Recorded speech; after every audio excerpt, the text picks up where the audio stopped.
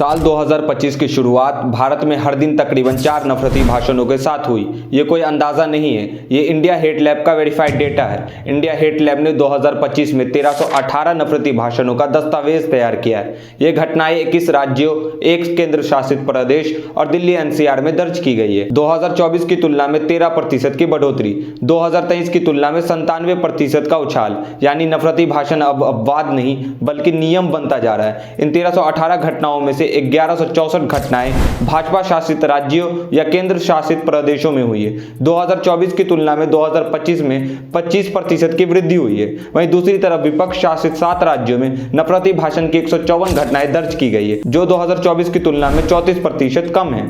5 राज्य नफरती भाषण के मामले में सबसे ऊपर है: Uttar Pradesh, Maharashtra, Madhya Pradesh, Uttarakhand, Delhi.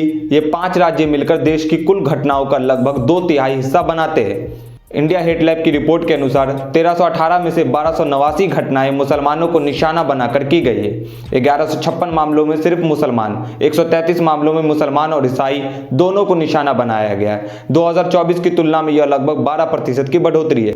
India hate lab की रिपोर्ट के मुताबिक 2025 में 308 भाषणों में हिंसा का खुला ऐलान, 136 भाषणों में हथियार उठाने की बात, 120 भाषणों में सामाजिक और आर्थिक बहिष्कार करने की बात, 276 भाषणों में मस्जिदों और चर्चों को हटाने या तोड़ने की मांग।